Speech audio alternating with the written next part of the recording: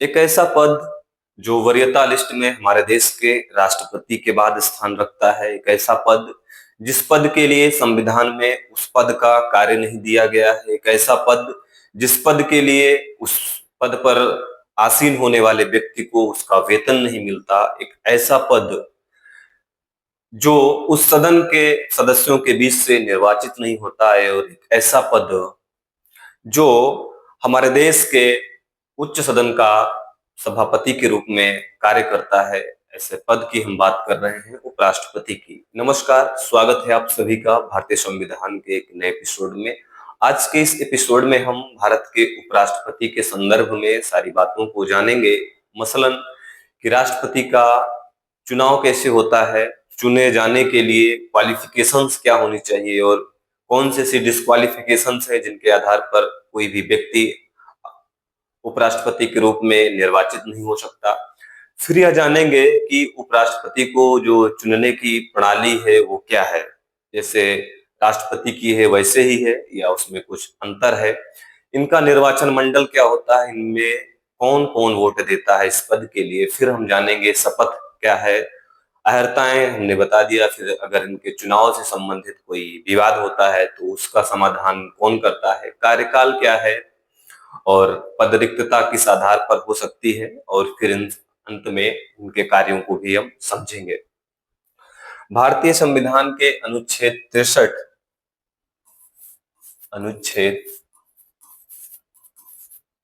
63 में प्रावधान किया गया है कि भारत का एक उपराष्ट्रपति होगा। उपराष्ट्रपति होगा तो हमारे देश के जो उपराष्ट्रपति होंगे, इन्हीं के बारे में पहले हम चर्चा करते हैं। तो सबसे पहले हम जानते हैं कि हमारे देश के राष्ट्रपति का चुने जाने की योग्यता क्या होनी चाहिए। अगर कोई पद पर कोई व्यक्ति आसीन हो रहा है या उस पद को धारण कर रहा है या इलेक्ट हो रहा है या नॉमिनेट हो रहा है, तो जाहिर सी बात है कुछ क्वालिफिकेशंस होनी चाहिए। बिना क्वालिफिकेशंस के तो एक बड़ा पद जो कि राष्ट्रपति के बाद वरीयता लिस्ट में दूसरे नंबर पर आता है, ऐसे तो कोई इस पर बैठा नहीं दिया जाएगा। जाहिर सी बात है उस पद पर बैठने के लिए कुछ क्वालिफिकेशंस होनी चाहिए। तो सबसे पहले हम देखते हैं उम्र की क्या सीमा है। तो अगर किसी व्यक्ति को भारत का उपराष्ट्रपति बनना है तो उसकी एज मिनिमम 35 वर्ष होनी चाहिए, और सदाबहार एक योग्यता होती है कि नागरिक होना चाहिए उसको, भारत का नागरिक होना चाहिए भारत का। ये क्वालिफिकेशन हो गई। तीसरी क्वालिफिकेशन ये है कि उन्हें लाभ के पद पर नहीं होना चाहिए, और हमने लाभ के पद को कई बार आपको बताया है। लाभ का पद ऐसा है कि मान लीजिए कोई व्यक्ति है, वो सरकारी जॉब में भी है, आईएएस है, आईएफएस है, या फिर कैबिनेट सचिव है। तो ये सब क्या है, संसदीय सचिव है, ये सब क्या है, ये सब लाभ के पद है। मीन्स वहां से उनको सैलरी मिल रही है, विशेष सुविधाएं मिल रही है। तो लाभ के पद पर रहने वाला व्यक्ति ना सांसद बन सकता है, ना विधायक बन सकता है, ना मंत्री बन सकता है, ना राष्ट्रपति बन सकता है, ना उपराष्ट्रपति बन सकता है। तो लाभ के पद पर नहीं होना चाहिए, लाभ के पद पर नहीं होना चाहिए। भाई लाभ के पद पर नहीं होना चाहिए क्योंकि अगर आप कहीं पर काम कर रहे हैं तो आप दो जगह काम को नहीं अच्छे से कर पाएंगे। या तो आप सरकारी तंत्र में ऑलरेडी हैं, कोई कार्य आपको निश्चित कार्य के लिए आप अपॉइंट किए गए हैं, या आपको क्वालिफिकेशन के आधार पर आपको नियुक्त किया गया है, तो आप वही कार्य करिए। अब आप उपराष्ट्रपति के रूप में कार्य ना करिए। अगली क्वालिफिकेशन जो है वो यह है कि इनके पास वो योग्यता होनी चाहिए जिससे कि राज्यसभा का सांसद बन सके। तो अगली क्वालिफिकेशन जो है, राज्यसभा सदस्य बनने की, सदस्य बनने की योग्यता। और इसके पहले वाली क्लास में हमने राज्यसभा के संबंध में चर्चा किया था कि राज्यसभा का किसी को एमपी बनना है तो क्या क्वालिफिकेशन होनी चाहिए। फिर भी कुछ इंपॉर्टेंट बातें बता देते हैं। जैसे तो लाभ के पद पर नहीं होना चाहिए, उसके बाद इनका भ्रष्ट आचरण नहीं होना चाहिए, या सामाजिक कुरीतियों को फैलाने में इनका कोई रोल ना रहा हो, ठीक है ना। तो ऐसी सारी क्वालिफिकेशन उसमें गिवन है। और मान लीजिए ये कभी चुनाव लड़े हैं, या किसी सेवा से इनको बर्खास्त कर दिया गया है, या इसके पहले ये सांसद थे, और सांसद थे तो इन्होंने चुनावी भ्रष्ट आचरण किया था, इसके साथ ही सजा मिल गई है 2 वर्ष से अधिक। तो क्या हमने आपको क्वालिफिकेशन बताया था कि राज्यसभा सदस्य कौन नहीं बन सकता, तो वही क्वालिफिकेशन यहाँ भी होनी चाहिए सिवाय उम्र के, क्योंकि उम्र राज्यसभा सदस्य बनने की 30 वर्ष है, लेकिन उपराष्ट्रपति बनने की जो उम्र है वह कितनी है, 35 वर्ष है। इसी के साथ इनको किसी अन्य सदन का सदस्य नहीं होना चाहिए, किसी अन्य सदन का सदस्य नहीं होना चाहिए। तो सदस्य कहाँ कहाँ हो सकते हैं, अगर संसद के सदस्य हैं, अगर संसद के सदस्य के रूप में है, मान लीजिए राज्यसभा के सदस्य हैं, राज्यसभा के सदस्य हैं, या राज्यसभा के एमपीज हैं, या लोकसभा के एलएस मतलब लोकसभा के एमपी हैं। तो अगर आप लोकसभा के एमपी हैं, तो अगर आप उपराष्ट्रपति के रूप में नॉमिनेट हो जाते हैं या इलेक्ट हो जाते हैं, नॉमिनेशन नहीं होता, इलेक्शन होता है, तो यदि आपका इलेक्शन उपराष्ट्रपति के रूप में हो जाएगा, तो फिर आप अब इस अगर सदन के किसी भी सदन के सदस्य हैं तो आप सदस्य नहीं रह पाएंगे। इसी तरीके से मान लीजिए राज्य स्तर पर जो विधानमंडल होता है, राज्य स्तर पर जो विधानमंडल होता है, वहां अगर आप विधानसभा के सदस्य हैं, विधानसभा के सदस्य हैं आप, तो क्या होगा कि आप अगर उपराष्ट्रपति चुन लिए जाते हैं तो आपकी विधानसभा सदस्यता समाप्त हो जाएगी। और कुछ राज्यों में विधान परिषद भी है, क्या विधान परिषद है। अगर आप विधान परिषद के सदस्य हैं और उपराष्ट्रपति चुन लिए गए तो क्या होगा, आपकी विधानसभा से सदस्यता बर्खास्त हो जाएगी। इसी के साथ और क्या हो सकता है, मान लीजिए आप मंत्री हैं या मंत्रिमंडल के पार्ट हैं, तो आप जब उपराष्ट्रपति चुन लिए जाएंगे तो आपका मंत्रिपरिषद से स्थान रिक्त हो जाएगा। तो ये हो गई कुछ क्वालिफिकेशंस जो उनके पास होनी चाहिए। अब बात आती है इनके चुनाव की, किसके, उपराष्ट्रपति के चुनाव की, उपराष्ट्रपति का चुनाव। तो इसमें 2 चीज पढ़ना है, एक तो चुनाव की प्रणाली क्या होगी, किस प्रणाली के आधार पर उपराष्ट्रपति का चुनाव होता है, और दूसरी बात इसमें जानेंगे कि निर्वाचक मंडल कौन होता है। निर्वाचक मंडल मीन्स वोट देने वाले, निर्वाचक मंडल मतलब वोट देने वाले, लोगों का समूह, वोट देने वाले।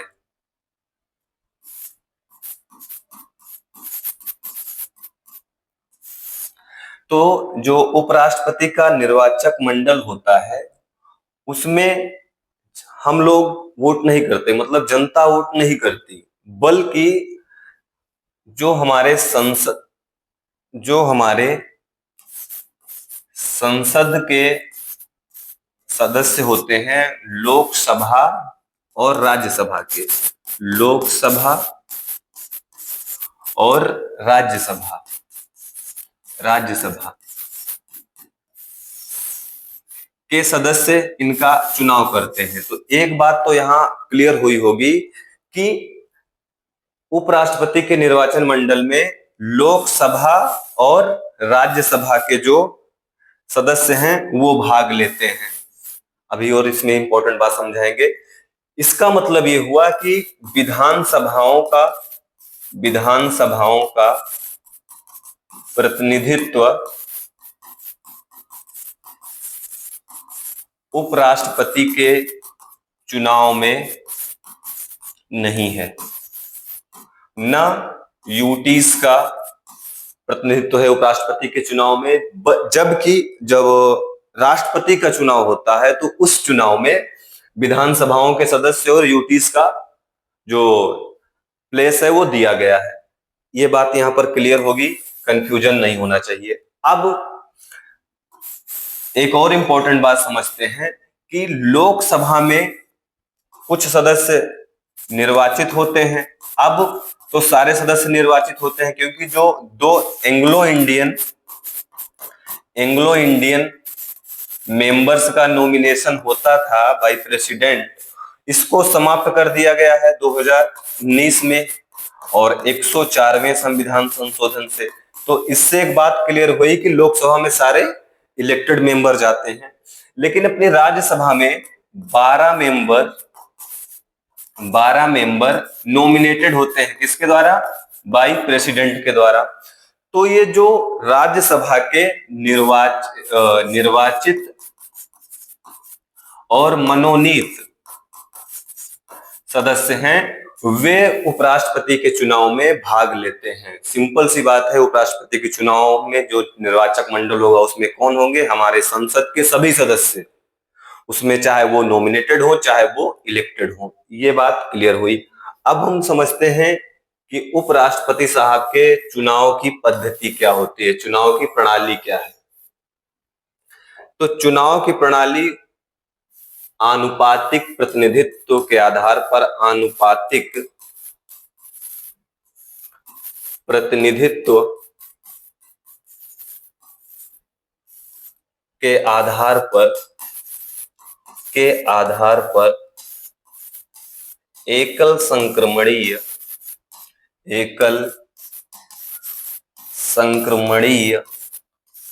मत पद्धति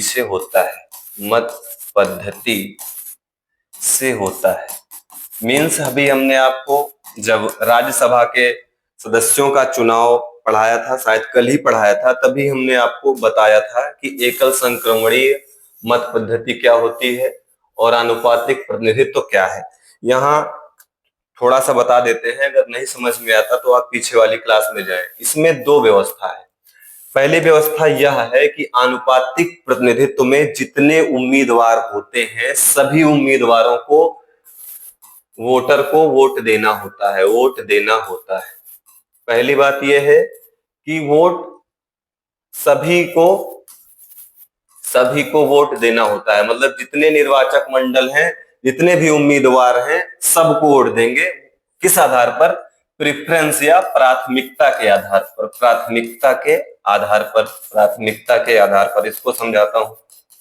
प्राथमिकता का आधार का मतलब ये हुआ, मान लीजिए 3 प्रत्याशी हैं जो उपराष्ट्रपति के चुनाव में पार्टिसिपेट कर रहे हैं, ए, बी और सी। ये 3 ऐसे व्यक्ति हैं जो पार्टिसिपेट कर रहे हैं, कहां पर? वाइस प्रेसिडेंट के पद पर। अब जो वोटर होंगे, इन वोटरों को प्राथमिकता के आधार पर इन तीनों लोगों को वोट देना होगा। किसी की प्राथमिकता ये हो सकती है कि वोटर चाहे कि मैं चाहता हूं कि बी व्यक्ति उपराष्ट्रपति बने, तो इनको प्रेफरेंस क्या दे देंगे? 1 की। और उसके बाद वो व्यक्ति सोचता है कि अगर हमारा ये प्रत्याशी वोट नहीं जीत पाता है इलेक्शन, तो हमारा जो दूसरा फेवरेट प्रत्याशी है वो क्या है? सी। तो उसको 2 प्रेफरेंस दे दिया। और लास्ट में वोट देना ही है, कंपलसरी है, तो 3 किसको दे दिया? ए को। तो प्राथमिकता के आधार पर आनुपातिक प्रतिनिधित्व को समझे कि वोट सभी को देना है और प्रेफरेंस के आधार पर। अब इसमें दूसरी है व्यवस्था, एकल संक्रमणीय मत पद्धति। कल भी बताया था, आज भी बताता हूं। एकल संक्रमणीय का मतलब ये हुआ कि उपराष्ट्रपति को बनने के लिए कोटा प्राप्त करना होता है। क्या कोटा? मान लीजिए उपराष्ट्रपति बनने के लिए 40,000 का कोटा हो गया, तो अगर फर्स्ट प्रेफरेंस में किसी को 40,000 कोटा नहीं मिला, तो जो सबसे कम प्रेफरेंस वाला पाने वाला वोटर होगा, उसके वोट को हटा देंगे और अन्य जो उसके वोट को जो अन्य प्रत्याशी होंगे उसमें ऐड ऑन कर देंगे। ये हो गया आपका संक्रमणीय, मतलब वोटों को अन्य प्रत्याशियों में बांट देना। ठीक है ना। अब हम समझते हैं कि उपराष्ट्रपति का टेन्योर या कार्यकाल कितना होता है? कार्यकाल। तो उपराष्ट्रपति का कार्यकाल 5 वर्ष का होता है। इंपॉर्टेंट बात यह है, कंफ्यूज ना होने की बात यह है कि जब हमारे उपराष्ट्रपति राज्यसभा के सभापति के रूप में कार्य करते हैं और राज्यसभा का कार्यकाल कितना होता है राज्यसभा सदस्यों का, राज्यसभा का कोई कार्यकाल नहीं है। राज्यसभा तो एक अनवरत चलने वाली, सतत चलने वाली सदन है। तो वहां जो जिस सदन की अध्यक्षता करेंगे उस सदन के सदस्यों का कार्यकाल कितना होता है, 6 वर्ष का। और जो इसके सदन के पीठासीन अधिकारी हैं उपराष्ट्रपति के रूप में, इनका कार्यकाल कितना है, 5 वर्ष।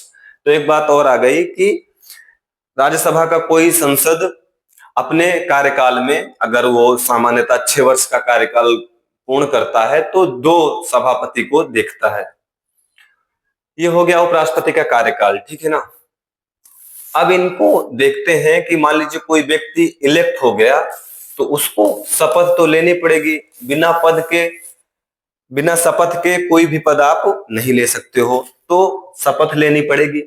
तो शपथ इनको कौन दिलाएगा, राष्ट्रपति साहब। राष्ट्रपति साहब उपराष्ट्रपति को शपथ दिलाते हैं।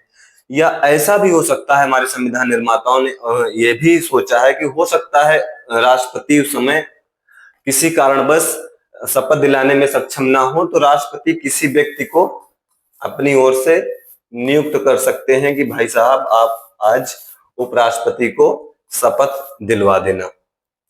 और इनकी शपथ क्या होगी, शपथ सिंपल सी बात है, संविधान के प्रति श्रद्धा रखेंगे, निष्ठा रखेंगे, अपने कर्तव्यों और दायित्वों का पालन करेंगे। संविधान के प्रति श्रद्धा और निष्ठा क्या है कि संविधान ही हमारा प्राथमिक ग्रंथ है, इसी के अनुसार चलना है, देश की सुरक्षा समृद्धि करना है, किसी के साथ भेदभाव नहीं करना है। निष्ठा क्या है कि ये जो रूल बुक है संविधान, इसी के अनुसार हमें कार्य करना है। पद का कर्तव्य क्या हो गया कि सदन की कार्यप्रणाली को संचालित करना है, किसी बिना पक्षपात के, बिना भेदभाव के। यही हो गया कर्तव्यों का पालन। अब तीसरी बात इसमें समझते हैं कि मान लीजिए हमारे देश के उपराष्ट्रपति का हटाना है, उपराष्ट्रपति को हटाना है तो इसके लिए क्या व्यवस्था है। तो इसके लिए व्यवस्था संविधान में यह है कि इसे राज्यसभा के तत्कालीन सदस्यों के प्रभावी बहुमत के आधार पर हटाया जा सकता है। किसके आधार पर, प्रभावी बहुमत के आधार पर। अभी बताता हूं प्रभावी बहुमत क्या है। लेकिन किसी व्यक्ति मीन्स अगर उपराष्ट्रपति को हटाना है उनके पद से, तो संविधान में उनको हटाने का कोई आधार गिवन नहीं है। मीन्स हटाने का आधार जो है संविधान में नहीं लिखा गया है, संविधान में नहीं है। यहां पर संविधान मौन है कि आखिर किस कारण आप उपराष्ट्रपति को हटाना चाहते हो, वहां भी संविधान में नहीं लिखा, इसलिए हम भी आपको नहीं बता रहे हैं। प्रभावी बहुमत से हटेगा, लेकिन उसके पहले एक शर्त है कि अगर उपराष्ट्रपति को हटाना है तो 14 दिन पूर्व सूचना देनी होगी कि डियर वाइस प्रेसिडेंट साहब, अब आपको हम हटाने का प्रपोजल लाएंगे, संकल्प लाएंगे, आपको हटा देंगे। अब उपराष्ट्रपति साहब पूछेंगे, अरे भाई क्यों हटाना चाहते हो, बस हमारा मन है। अरे क्या मन में आ गया ऐसा कि जो मुझे हटाना चाहते हो, नहीं बताएंगे क्योंकि संविधान में नहीं लिखा है। हमारा मन है कि अब हमारे उपराष्ट्रपति नहीं रहोगे, मीन्स हमारे सभापति नहीं रहोगे। तो संविधान में आधार नहीं है, बस इतना है कि 14 दिन पूर्व आप इनकी सूचना देंगे। अब हम प्रभावी बहुमत समझते हैं और फिर राज्यसभा और लोकसभा का रोल देखेंगे। उपराष्ट्रपति को हटाने में लोकसभा का क्या रोल है और राज्यसभा का क्या रोल है। पहले हम प्रभावी बहुमत समझते हैं। प्रभावी बहुमत निकालने का जो सूत्र है वह यह है कि सदन की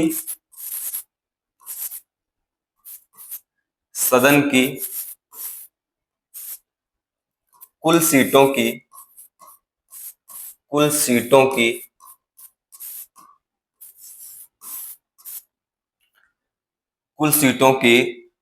या कुल सीटों से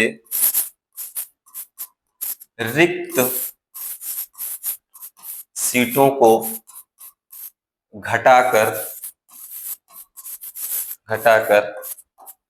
तत्कालीन उपस्थित सदस्यों का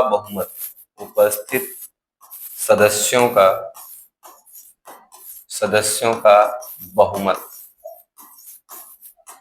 ठीक है ना। समझते हैं इस फिनोमिना को। अब अब जैसे अपनी जो राज्यसभा है, इसमें वर्तमान में सदस्य संख्या कितनी है? 245 मेंबर है टोटल। अब 245 में से मान लीजिए कि 5 सदस्य जो हैं, सॉरी 5 जो सीटें हैं वो रिक्त हैं। और रिक्त किस आधार पर होती है? रिक्त और अनुपस्थित में अंतर है। अनुपस्थित होने का मतलब सदन में नहीं आ रहे हैं, बट संसद सदस्य हैं राज्यसभा के।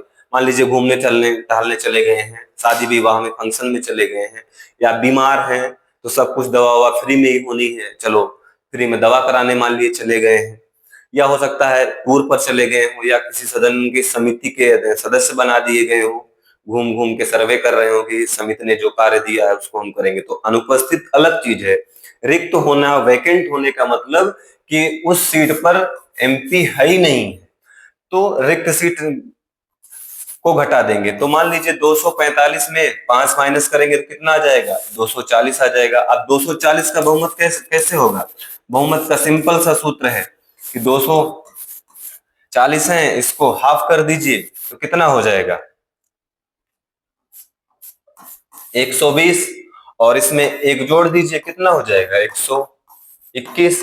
अब 121 सदस्य अगर उपराष्ट्रपति को हटाने के इस प्रपोजल को एक्सेप्ट कर लेते हैं या मींस पास कर देते हैं तो क्या होगा? उपराष्ट्रपति हटा दिए जाएंगे। लेकिन यहां पर एक शर्त और है। शर्त वह है कि ये जो राज्यसभा से प्रभावी बहुमत पास हुआ, उस पर लोकसभा की सहमति होनी चाहिए। लोकसभा की सहमति होनी चाहिए। और सहमति का मतलब यह है कि लोकसभा से साधारण बहुमत से पास होना चाहिए। और साधारण बहुमत का मतलब उपस्थित सदस्यों का बहुमत, मीन्स जितने सदस्य उपस्थित हैं उसको हाफ कर दीजिए, मतलब 2 से डिवाइड कर देंगे तो हाफ आ जाएगा, +1 कर दे। तो राज्यसभा के सभापति मीन्स उपराष्ट्रपति को हटाने का प्रक्रिया स्टार्ट होगी कहां से? राज्यसभा से। लोकसभा से स्टार्ट नहीं होगी, राज्यसभा से स्टार्ट होगी। और राज्यसभा से प्रभावी बहुमत के आधार पर उस प्रस्ताव को पास होना पड़ेगा, मीन्स पास कराना होगा। उसके बाद लोकसभा की सहमति लेनी पड़ेगी, और लोकसभा की सहमति का मतलब साधारण बहुमत। ठीक है। अब एक कारण तो ये हो गया कि पद रिक्त हो गया, किसका? उपराष्ट्रपति का। दूसरा क्या कारण हो सकता है पद रिक्त होने का? त्याग पत्र, रिजाइन दे दें। और त्याग पत्र किसको देंगे? राष्ट्रपति साहब को। उपराष्ट्रपति अपना त्याग पत्र किसको देते हैं? राष्ट्रपति को। और राष्ट्रपति अपना त्याग पत्र किसको देता है? उपराष्ट्रपति को। और भारतीय राज्य व्यवस्था के इतिहास में कभी ऐसा हुआ नहीं कि किसी उपराष्ट्रपति ने त्याग पत्र दिया है, सिवाय एक अपवाद के, वीपी गिरी का, क्योंकि उनको चुनाव लड़ना था राष्ट्रपति का। अरे भाई, कोई त्याग पत्र क्यों देगा उपराष्ट्रपति पद से? इतना शान होकर, इतनी सुविधाओं वाला पद, वरीयता लिस्ट में दूसरे स्थान पर, वाहन मिल रहा, भोजन मिल रहा, सैलरी मिल रही, सहायता के लिए सचिव हैं, क्यों कोई त्याग पत्र देगा? एक उच्च सदन का पूरा लीडरशिप कर रहे हैं, और किसी स्थिति में मान लीजिए राष्ट्रपति नहीं है तो उपराष्ट्रपति राष्ट्रपति के रूप में कार्य करेंगे। और राष्ट्रपति के रूप में जब उपराष्ट्रपति काम करेंगे तो सारी शक्तियां, सब कुछ, सारी सुविधाएं, सारे निर्णय उपराष्ट्रपति राष्ट्रपति के रूप में लेगा। त्याग पत्र क्यों देगा? कोई अपने निजी कारणों से त्याग पत्र नहीं दिया कि राष्ट्रपति साहब अब हम उपराष्ट्रपति नहीं बना रहना चाहते, ये लीजिए त्याग पत्र। कौन ही नहीं दिया, सिवाय वीपी गिरी के, क्योंकि उनको राष्ट्रपति का चुनाव लड़ना था। ठीक है। त्याग पत्र दे देंगे तब भी उपराष्ट्रपति का पद खाली हो जाएगा। और कैसे खाली हो जाएगा? मान लीजिए उनकी मृत्यु हो जाए और श्री कृष्णकांत ऐसे पहले उपराष्ट्रपति थे जिनका कार्यकाल में ही मृत्यु हो गई। अब तो मसला अलग का ही कि कोई ईश्वर की शरण में ही चला गया, मीन्स पास अवे हो गया, तो पद तो खाली करना पड़ेगा, ऑटोमेटिक खाली हो जाएगा। फिर चुनाव जो है उपराष्ट्रपति का अवैध घोषित हो जाए, अब प्रश्न है कि इस चुनाव को अवैध घोषित कौन करेगा और क्यों करेगा। तो इस चुनाव को अवैध घोषित करेगा हमारे देश का उच्च न्यायालय, सॉरी उच्चतम न्यायालय, उच्चतम न्यायालय मीन्स सुप्रीम कोर्ट उपराष्ट्रपति के चुनाव को अवैध घोषित कर सकते हैं, या चुनाव का विवाद कोई उत्पन्न हो गया तब भी इस चुनाव के विवाद का निर्णय कौन करेगा, विवाद का निर्णय कौन करेगा, सुप्रीम कोर्ट। और अवैध कैसे घोषित हो सकता है कि मान लीजिए जो क्वालिफिकेशंस दी गई हैं उपराष्ट्रपति बनने के लिए वो क्वालिफिकेशन फुलफिल नहीं होती हैं और मिस फैक्ट के साथ या मिस इन्फॉर्मेशन देकर आप उपराष्ट्रपति पद को पर चुनाव तो जीत गए लेकिन आपकी जो क्वालिफिकेशन थी वो नहीं है, तो क्या होगा, आपको अवैध घोषित कर दिया जाएगा। एक इंपॉर्टेंट बात यह है कि जैसे मैं अभी आपको प्रभावी बहुमत बता रहा था तो मैंने आपको बताया कि हो सकता है प्रभावी बहुमत में क्या होता है, रिक्त सीटें, तो ये भी हो सकता है कि सदन की कुछ सीटें रिक्त हों और कुछ सीटें रिक्त हों और कुछ सीटों पर लोग अनुपस्थित हों, लोग अनुपस्थित मतलब संसद सदस्य अनुपस्थित हों। और ऐसी स्थिति में क्या होगा कि निर्वाचन मंडल पूर्ण नहीं है क्योंकि कुछ सीटें खाली हैं, कुछ लोग अनुपस्थित हैं।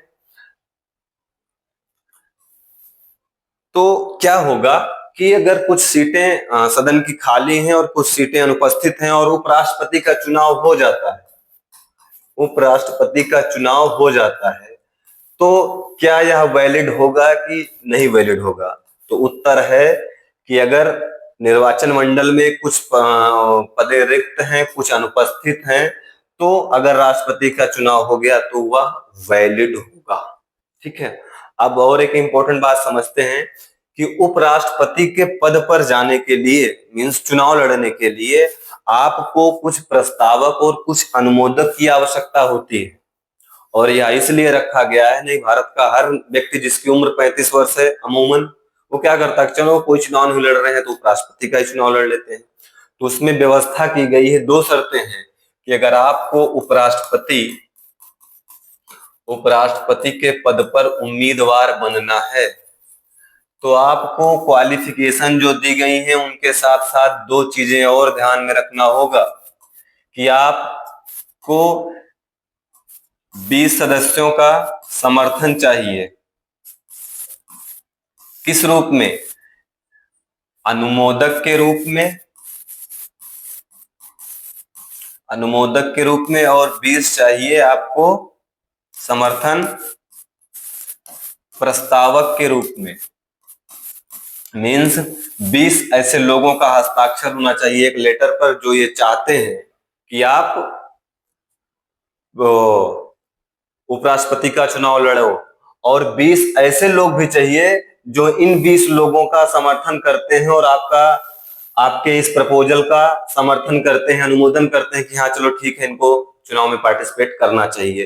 तो एटलीस्ट 40 सदस्यों का समर्थन आपको चाहिए, और ये 40 संसद सदस्य रिश्तेदार नहीं, गांव के लोग नहीं, जिला के लोग नहीं, 40 सांसदों का जब समर्थन होगा आपको या उनकी राय होगी या उनकी इच्छा होगी तब आप उम्मीदवार बन सकते हो। उसके बाद आपको 15,000 रुपए सिक्योरिटी जमा करनी पड़ेगी, सिक्योरिटी जमा करनी पड़ेगी। और ये सिक्योरिटी कहाँ जमा होगी, reserve bank of India RBI के पास। और यदि आप कुल वैध मतों में जो वैध मत होंगे और उसमें आपकी जमानत जब्त हो जाती है तो पैसा आपका वापस नहीं मिलेगा। अब समझते हैं कि जो हमारे देश के उपराष्ट्रपति साहब होते हैं इनका कार्य क्या होता है। कार्य से पहले इनका वेतन और पेंशन समझ लेते हैं। तो इनके वेतन का निर्धारण किस आधार पर होता है, सभापति के रूप में। जो सभापति का वेतन होता है वो उपराष्ट्रपति को वेतन के रूप में मिलता है, और यह वेतन संसद समय समय पर निश्चित करती रहती है। और ये वेतन मिलता है भारत के उपराष्ट्रपति को संचित निधि से, और संचित निधि से वेतन मिल रहा है तो मतलब इस वेतन पर कटौती प्रस्ताव या चर्चा बहस नहीं हो सकती है। और पेंशन मूल रूप से जो हमारा संविधान लिखा गया था तो उपराष्ट्रपति को पेंशन की व्यवस्था नहीं थी, बाद में पेंशन की व्यवस्था कर दी गई। ठीक है ना। अब समझते हैं कि हमारे देश के जो उपराष्ट्रपति साहब हैं इनका कार्य क्या है, कार्य या इनकी भूमिका क्या है। तो इनकी भूमिका यह है कि ये राज्यसभा के पदेन सभापति होते हैं, पदेन सभापति होते हैं। तो कार्य इनके कैसे हो गए, जैसे लोकसभा के स्पीकर और डिप्टी स्पीकर का। तो इनका काम है कि राज्यसभा का संचालन करेंगे, राज्यसभा का संचालन करेंगे और संचालन कैसे करेंगे, कोई प्रस्ताव आना है, कोई विधेयक आना है, ठीक है ना, तो उस पर क्या कार्यवाही होगी, क्या संसदीय परंपरा है, राज्यसभा के जो नियम है जो मैंने आपको पहले पढ़ाया है उसके आधार पर क्या होगा कि ये सारे कार्य करेंगे। मीन्स राज्यसभा का जो संचालन है वो कौन करेगा, हमारे देश के जो उपराष्ट्रपति साहब हैं वो सारे कार्य करेंगे। और इनका कार्य क्या होता है, इनका कार्य है कि किसी भी स्थिति में या कभी राष्ट्रपति का पद वैकेंट हो, राष्ट्रपति का पद वैकेंट हो, मीन्स रिक्त हो, तो ये क्या हो जाएंगे, कार्यवाहक राष्ट्रपति हो जाएंगे। और कार्यवाहक राष्ट्रपति के रूप में अमेरिका जैसी व्यवस्था नहीं है। अमेरिका में व्यवस्था क्या है कि अगर कोई व्यक्ति मीन्स उपराष्ट्रपति को कार्यवाहक राष्ट्रपति बनाया गया तो शेष कार्यकाल राष्ट्रपति का जितना बचा है तब तक वो क्या रहेंगे, उपराष्ट्रपति राष्ट्रपति हो जाएंगे शेष कार्यकाल तक। शेष कार्यकाल का मतलब ये हुआ कि अमेरिका का राष्ट्रपति है जो 2 साल तक कार्य किया और वहां के राष्ट्रपति का कार्यकाल कितना है, 4 वर्ष। अब 2 साल का कार्यकाल व्यतीत करने के बाद वहां के जो उपराष्ट्रपति है किसी भी कारण से वो पद रिक्त कर देते हैं, तो अब 2 साल तक कौन होगा राष्ट्रपति, अमेरिका का उपराष्ट्रपति। लेकिन भारत में क्या है कि जो कार्यवाहक राष्ट्रपति के रूप में उपराष्ट्रपति बनते हैं ये अधिकतम 6 माह तक ही कार्यवाहक राष्ट्रपति के रूप में रह सकते हैं, क्योंकि संविधान में व्यवस्था है कि किसी भी अवस्था में राष्ट्रपति का चुनाव 6 माह के अंदर करा लेना है, ठीक है ना। अब जब ये उपराष्ट्रपति राष्ट्रपति के रूप में कार्य करेंगे तब इसका प्रभाव क्या होगा, प्रभाव ये होगा कि ये अब राज्यसभा के सभापति नहीं रहेंगे। दूसरा क्या होगा कि अब इनको जो वेतन भत्ते हैं, सुविधाएं हैं, वेतन भत्ते सुविधाएं जो हैं वो किसकी मिलेंगी, राष्ट्रपति वाली। और इनके जो कार्य हैं, कार्य और भूमिका जो होगी इनकी वो किसकी हो जाएगी, जैसे राष्ट्रपति के है तो ये सारे कार्य किसके करेंगे, राष्ट्रपति के। तो इंपॉर्टेंट बात यह है कि जब हमारे देश के राष्ट्रपति साहब नहीं होंगे तो राष्ट्रपति का पद कौन ग्रहण करेगा, उपराष्ट्रपति।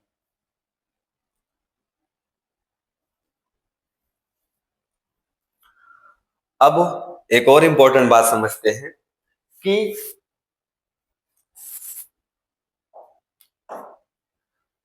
भारत के जो उपराष्ट्रपति हैं